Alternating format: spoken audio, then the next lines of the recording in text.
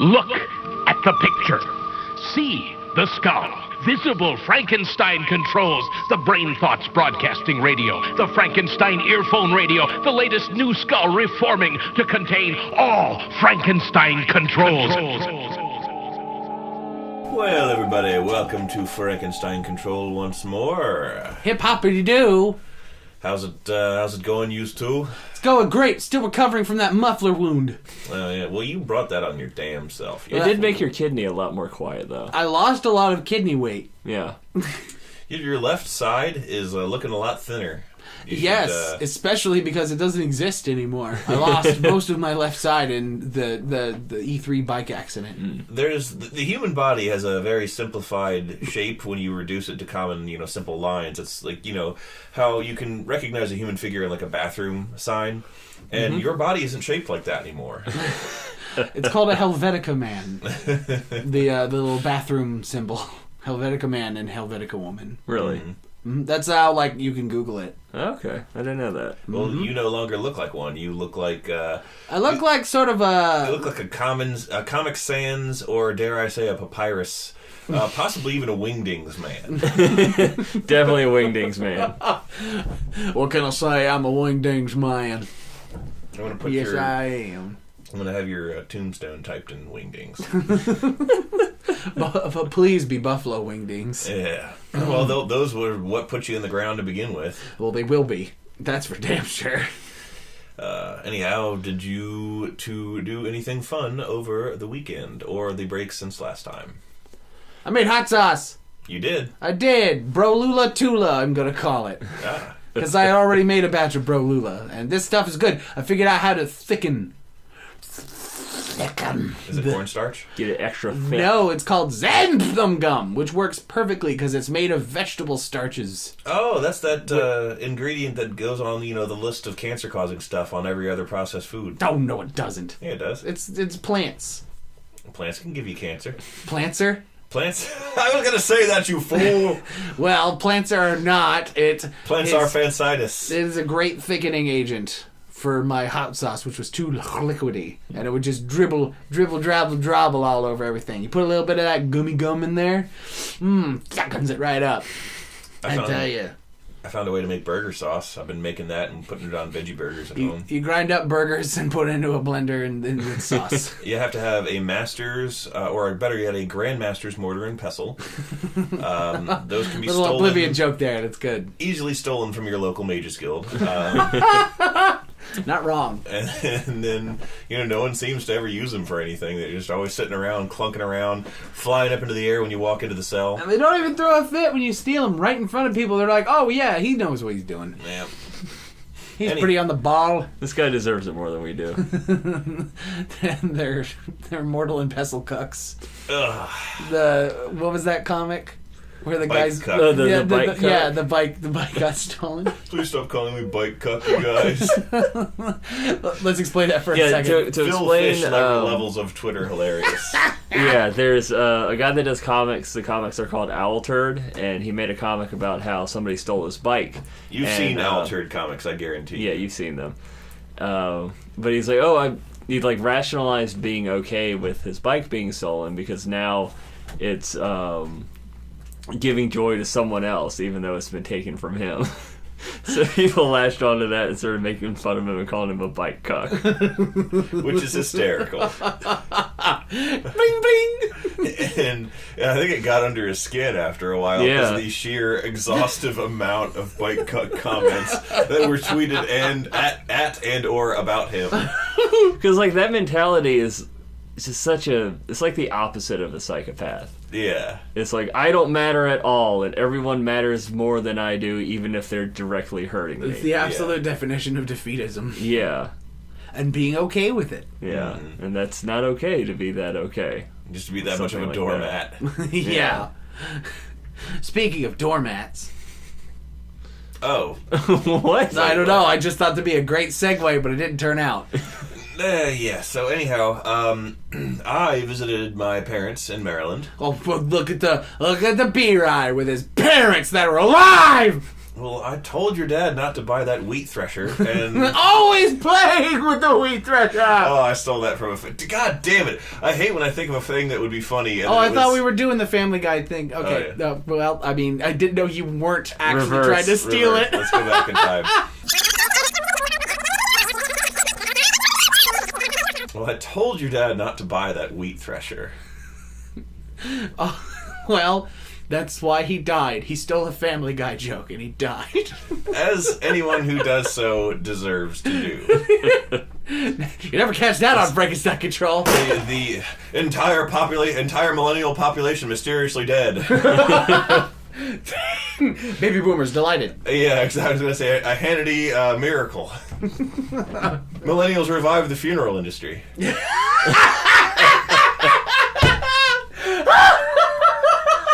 Wow! The only business they helped was by killing themselves. Oh my god, that was great. Wow, that really got me. So you visited your parents? I did, and I hung out with a friend of the show, FPM, and we had a good old funny old time. And many comedic events occurred, which ought to happen. Which I should tell you both about, as well as our audience. First and foremost, we had a spooky thing happen to us, because those things always seem to happen to us when we drive around at night, and our otherwise placid and affluent hometown. And the most supernatural town in all of Maryland, Saverna Park. we're not affluent at all. The town is, no. Just to qualify. We were driving around in a neighborhood called Sherwood Forest, and it is named after the location from the Robin Hood stories, and it's near the Annapolis Mall. And I've always seen signs that say like Sherwood Forest, and I was like, I wonder if that's like on purpose that they named it that, and I'd never like driven through there because I just never had any reason Forest. to. Yeah, shut up. And so we did, and it was just we drove around there at night and looked at all the rich people's houses and listened to our soundtracks of Toonami promos circa 2002. Very nice, excellent choice. Told old stories and laughed about shit, and it was a really goddamn good time. And then there was one. I don't know if it was still technically Sherwood, for all those like rich neighborhoods that are really old sort of intertwined with one another. Yeah. We had no idea where the fuck we were because it was dark. We got very lost in there. It took us actually probably the better part of an hour and 20 minutes to get out of that neighborhood once we were in there because we couldn't remember where we came from. Couldn't find any merry men to help you. Yeah, and so we're driving along, and when you're taking a drive for fun, the most frustrating thing possible is to have a car behind you. Oh, that's the worst. Yeah. And like you want to take it easy and just sort of stop and smell the roses and all that, and there's someone who actually lives there whose commute you're impeding, and at the same time you're annoyed, you also feel like shit a little bit. Yeah. So to assuage them, you drive a little bit faster, and so we're driving. There's just this pair of lights behind us, and we're driving, and FBM turns down this road, and we're going down, and like. All of a sudden, we're in the woods, and all of a sudden, it's dark as shit, and there are no streetlights, and the road is like weavy and curvy as fuck, and there's mist on the road. Whoa! And FBM, like all of these drastic uptick and changes happen like sequentially. Yeah. So we're just like, oh shit, oh shit, oh shit, and FBM's like, be right, we're about to die. It was like, is this haunted? This was not. Is this haunted? I made the comment, if you've ever played The Witcher 3, that when you're walking through the woods in that game and you encounter an area where you're like, oh, there's going to be wraiths here. And there always is wraiths there. Yeah. It was that there kind always of area. is wraiths. Yeah. It was that kind of area. And like the road was very dark, and finally like we got out of the dark, and like the dark part of the road just ended at this weird like what do you call those? Like a toll, sort of like a toll booth, but not really. Oh, I know what you mean. Like what a little gate guard, like hangs out in. He's like, "Welcome to the gated community. Now, please allow me to read this Playboy and ignore your break-in." Yes, allow me to nap brazenly in front of these closed-circuit TV monitors, which show close-ups of your faces as you sneak about committing crimes. Or allow me to listen to this old 80s era radio evidently showing some sort of sports game and slap at it with my mouth full of Cheetos and complain and make a vague sports reference. Complain 'em. No, but it sort of dead-ended in that. I think it was like a part of the community marina or something like that we just, like, you had to present access card to. And it was sort of a cul-de-sac, and this road just sort of dead-ended there. Yeah. And we lost the other car by this point.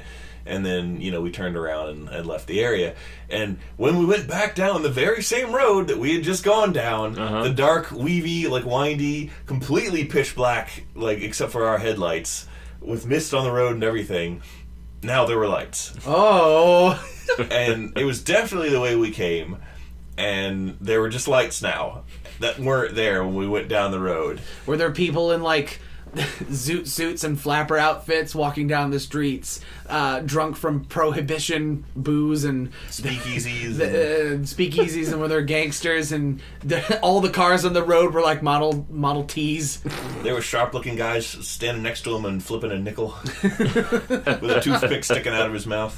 And there was a guy in a particularly dapper suit, and he's like, "Boy, I hope we aren't trapped in a horrible time loop. I hope this isn't a Twilight episode. Twilight Zone episode. Fuck I hope this is an episode of Twilight. I want to be a sparkly vampire." Why am I Nick Valentine? I am Nick Valentine. My ass. What? From Kung Pao. Oh, okay. Like, my Nick Valentine was turning kind of Betty-esque. Okay. Yeah. Anyhow, that was a good old. We were more perplexed and annoyed than we were freaked out. We were just like, God damn, this shit only happens to us. Yeah. So then FBM revealed the next fantastic thing, which is that his new car, which has a we call it a dashboard, like the backup camera and this touch screen and all that stuff, schmancy shit. Yeah. Integrates with his phone. He evidently, at great length and personal effort, recorded himself and has that as his GPS. And really? Yes. And the sheer amount of dialogue that he must have had to record for this. And he just like, hold up, let me put in, we're going to McDonald's. And it's like his voice says, baby, in a quarter of a mile, turn right. And I was like, is that you? And he's like, mm-hmm. And then it's like, at the end of the street, turn left, baby. And it was him. That's amazing! I want this car! He looked straight at me and deliberately missed one of the suggested exits, and he goes, "Oh, you done fucked up now. Let me reroute your ass."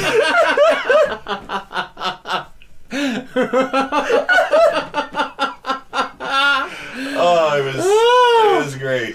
That is amazing. It was great. I need to learn of what this fucking amazing miracle car is. I know he's going to go, "Hey, B-Rye, I heard you were on that podcast of yours just telling things I did again and taking credit for them and getting laughs and shit, even though it was I who did them." We do get an awful lot of hee-haws at the Yeah. direct behest of FBM. Yes. So that was fantastic. The best quote of the night happened when we got hungry and went to McDonald's. I was only thirsty because I had a massive sub for dinner earlier in the night, so I just got like a Sprite. And FBM, sort of like apropos of nothing, maybe he saw some of the employees through the window, but he just said, "When I see white people working at McDonald's, I'm like, this food is gonna suck."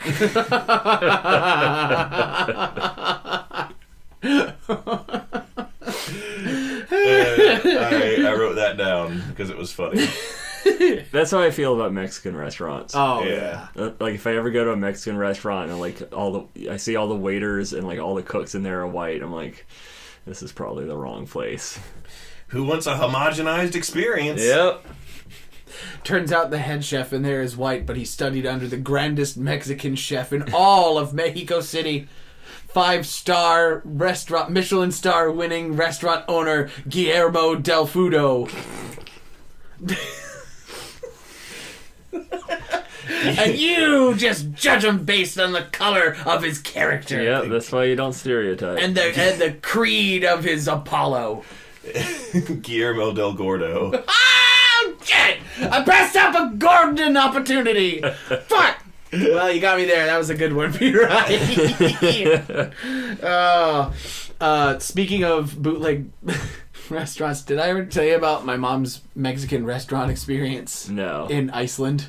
In Iceland. Yes. That's a weird thing that I've experienced this concept with other people talking about there being Mexican restaurants in Japan. And, like that. I'm like, that is weird. Like the Mexican restaurants here, sure. Japan? Yeah. There is no legitimate reason whatsoever why Japanese people couldn't enjoy the same Mexican food that we like as well. It's just an odd thought. Yeah. It is. Like who decided that was a good idea? Is the thing.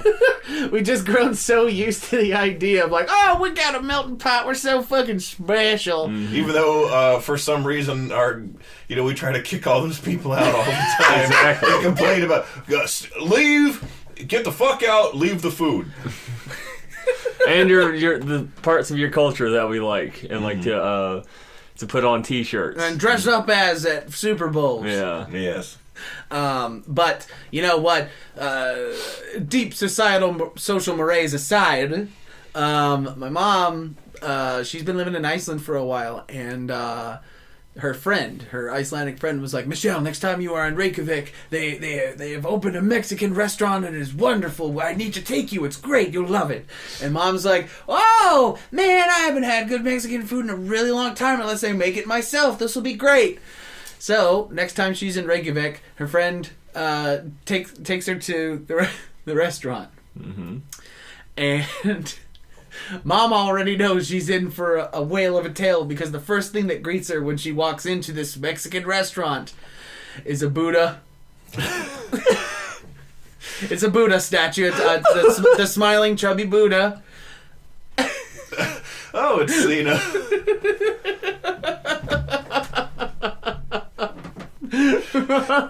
Order the Siddhartha quesadilla. It's enlightening. Order the Siddhartha guacamolatama, and you'll love it.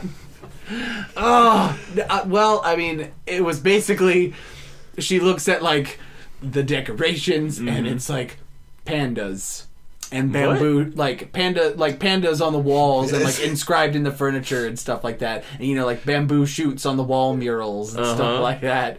And Mom's like, what the fuck? There's no more reality breaking concept than a panda wearing a sombrero next to like a cactus and Tex-Mex like decorations. And so here's the thing: she looks at the menu, and the menu is like tacos, burritos. Mm-hmm. She orders, I forget what she orders, but it contains sweet and sour sauce on a tortilla with like a question mark. Like they were homemade, but they were also not tortillas. They were something else. And was it those pancakes that come with like mushu pork? It might have been. But as my mom's eating this food, and like, this is good. Her friend's like, Michelle, what do you think? You are the connoisseur of Mexican cuisine. What do you think? Pretty good, right? And Mom's like, it's great. It's real good. Chiarval. Guacamole isn't normally made with fish, but I can see why they do it. But yeah, that was my mom's silly international story about bootleg cultures. Speaking of Iceland, I want to share my obsession with the bonus pig. Oh yes, this is the that's a perfect good time to story. bring it up. For those of you who don't know, there's a Icelandic grocery store that's kind of the equivalent of like Walmart, I guess. It's or more like a Food Lion. I'd say it's more the equivalent of a Food Lion. Oh, okay. Like if Or a Piggly Wiggly. Yeah, actually, it's kind of like if there is somewhere between a Piggly Wiggly and a 7-Eleven. If you have those two on like a graph, in the middle between those two, if those are two ends of a spectrum, Bonus is kind of in the middle. Okay. And anyway, they're everywhere. It's called Bonus, and they're everywhere in Iceland, and their little mascot logo is this pig. Show it now! That is on the screen right now if you're watching the YouTube version. If it's anywhere else, I'm sure it's in the thumbnail somewhere. Just Google bonus pig. Yes. And it looks stupid as hell, and I love it. Like, I want... Look at his face. He's a cute boy. It's so cute and stupid. It's like I love it the same way I love pugs. It's ugly cute. He's just a wide reject. Yeah, it's grand. It is objectively hysterical. I saw the pig. On an item. I saw the pig and it was good. No, it was on an item in your room. I don't remember what it Yeah, was. it's a bag. It's a bag. Like the plastic bags they give you at the store. I hung one up on my wall. And like with no context that this was the mascot of a store, I just thought it was this hysterical pig that you had for God knows why, and it killed me. And it was just really, really funny. Look deep into his eye. You can only look deep into one of them because the other one is definitely not looking at you. Also, like it says bonus. Yeah. And I was like, oh God. Bonus. It's got like a little dealie over the O, so I don't know how you're actually supposed to. A bonus. Is this bonus or bonus or what? Bjornvalness. Bjornus. I like just Bjork. Bjork, yeah. It's pronounced Bjork over in Iceland. It's spelled bonus, pronounced Bjork. But like, I want the bonus pig on a tire. Like, I want a giant yellow moo with the bonus pig. I thought you on meant it. like on a vehicle wheel. Like on a Oh, tire. a tire. That'd be good too. Have like bonus rims. Oh. It was. Well, I guess I was about to say they'd spin so fast you couldn't see the pig, but I guess the whole point of rims is that the car is rolling and the rim is like visible. Mm-hmm. Oh! And then when you stop, they spin. Mm-hmm. Speaking of animals, FBM introduced me. There's a bonus pig right over there. It's Taylor. It's Taylor. Oink oink, I am the boner pig. Ew. Oh no! Don't tarnish my precious pig with your boner. I've varnished the tarnish. I don't want to know what that means. So FBM introduced me to a YouTube series that you may already be aware of, called Zoo Tier. Yes! Oh, I love that channel! It's I love that. That's a good channel. Zoo Tier seems like something Ada would find particularly hysterical. What is it? It is this guy who presents. He'll do like these mini YouTube documentaries about like a family or a phylum of a kind of animal. Yeah. And he'll rank them as if real life was a video game, and they were like selectable characters for builds and stuff. And he's like, "No, if you're gonna do a Lynx build, that's a sort of a mid-tier cat." And he does it really good. It's really well thought out. It comes from, you know that this guy A, knows a lot about animals, and B, knows a lot about video games. Yeah. And this is the kind of thing that can only be crafted by somebody who knows a lot about both, and that's where the humor is derived from. We can That's watch. very smart. It's like you forget halfway through that it's not a game. He's actually talking about like real large cats. Yeah. And it's Mean cats, perhaps? Yes, mean cats. And so that was really funny, and that was one of the things where like I found it so funny that I didn't laugh at it. I was just in awe of the technique. Mm-hmm. And that's I know when how that feels. That's when I find something really funny, is when I can't even laugh. I'm just in awe of the technique. The worst part about learning about like new animals and everything, you look them up on Wikipedia, you read the article, and then you get to the end where it says, "Oh, they're as endangered as fuck." Yeah. There's like 3 of them left of this beautiful creature. Because not Elon Musk isn't doing his job of blasting trophy hunters fast enough Yeah. with Mr. Rainsford's Safari Adventure. That's right. Oh, man, you got fucking photographic memories of our own doofy bits. He writes them. That's a good point.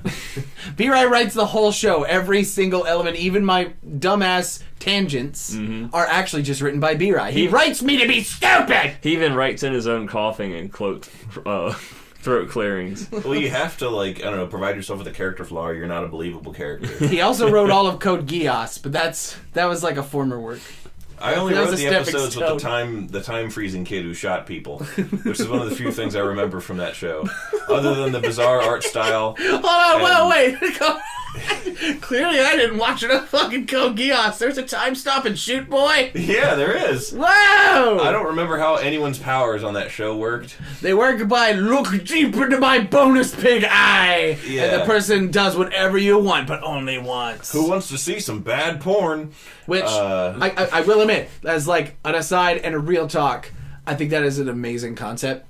Seeing bad porn? No! Well, yes. But also, I mean, for Code Geass's, like, summarized concept behind the main character's ability, which is, I have the ability to command someone to do anything I want once. Mm-hmm.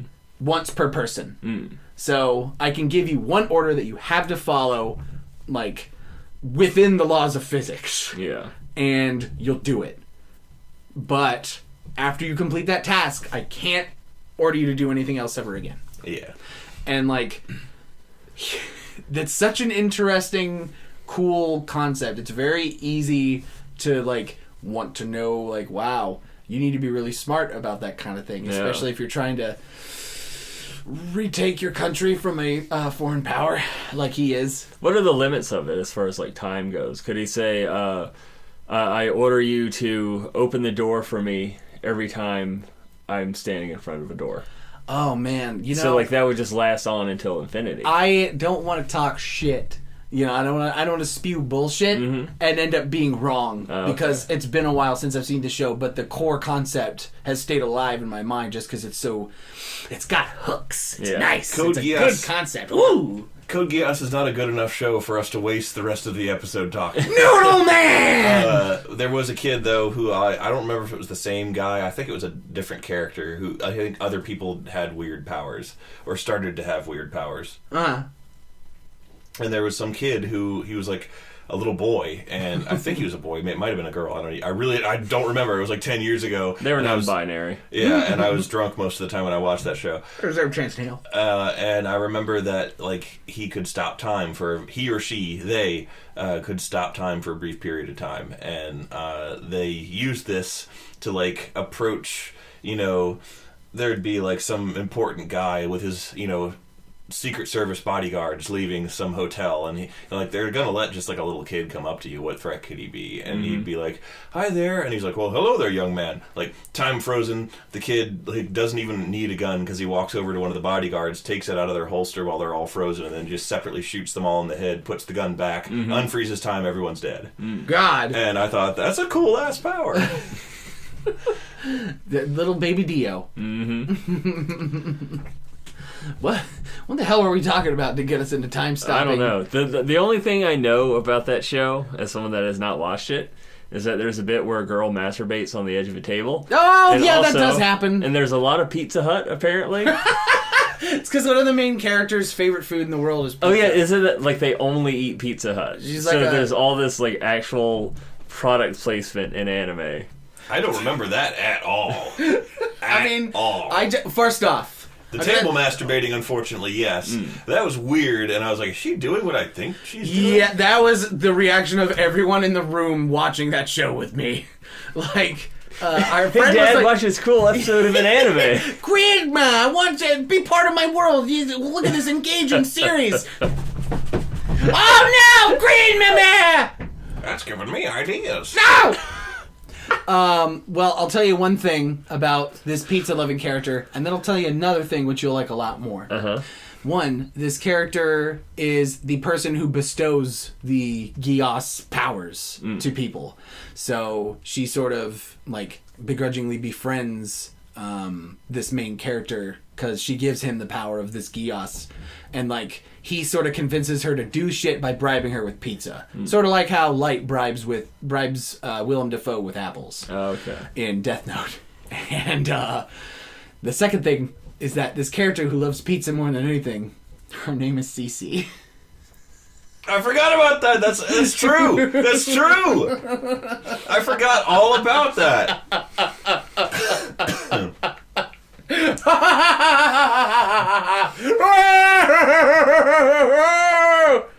Are you sure that it's just not me? All you gotta do is dye your hair green, and you too can become Cece's pizza. And cut off my torso. Yes. Because, like, the other thing I know about that show was from when we went to Otakon that one year, and I took a bunch of pictures, and they gave them to you, and you put tags on them, and, like, all the tags were really mean. Yes. I deeply lament, like, saying all that bad shit about Yeah. all those people, but at the same time, I had some zingers. I gotta tell you, like At the same time, ooh. they're never going to see it. But one of your comments left on a cosplayer that was doing that character was something like, "I cut off half my torso and saved." She did have a strange torso. Or the costume made her look like Yeah, her the torso. oh, that's right. Yeah, the costume made her torso look weird. Yeah. Remember shark fruit snacks? It's got broken. What? What? Shark-free snacks? Shark fruit snacks. Oh, You that's get 'em worse. at I mean, that's better. No, they were awesome. They were objectively the most delicious fruit snacks ever, even though they tasted exactly the same as other fruit snacks and just happened to be in the shape of Are those sharks. the ones where some of them were like blue and white together? Some of them were that. They sell Others- those at 7-Eleven, just all in one bag. Just like the whole bag is sharks. There are Yes. those. Those are not what I'm talking about, though. These were the individually packaged fruit snacks that were the craze in the 90s, Yeah. especially the early 90s. And you could still sort of get some of them. Fuck knows, I got a closet filled with goddamn fruit roll-ups because of the Pokemon card things. And listen, never bring me any. I keep forgetting. I was actually going to bring you to some to dispose of them because the closet's fucking filling up with them. Please, we got need more so diabetes in this goddamn house. many of these because Lissa keeps buying them and asking me if she can buy more of them because they fill them full of dupes and she gets like the it's just it's ridiculous. I just imagine her opening this fruit fold up, and like as she takes the card out of the package, you just hear this distant voice going doop doop doop doop doop, and like and it says it only as slow or as fast as she pulls it out of the fold up. Yeah, fruit fold up, fruit roll up, fruit snacks were great. 90s was a great time to be alive. That's going to be our generation's who remembers that like baby boomers post stuff on Facebook. Hey, all the kids! We time. already do that. Hey kids, Yeah. who remembers biting down into a blister and exploding in your mouth? But it tasted like blue raspberry because it's Gushers. This episode of Frankenstein Control was brought to you by Gushers, now available in 3 flavors: feces, semen, and bee-rye. I don't know how. Oh, gross. Bee-rye flavor? I know. I taste like absinthe. And absinthe with like a knife in it. Steely absinthe. Steely Absinthe, actually. That's also my cologne by. You can get it. You can only get it at 5 and Below. Steely Absinthe by B. Rye. Today's episode of Frankenstein Control was brought to you by Steely Absinthe. Smell the knife.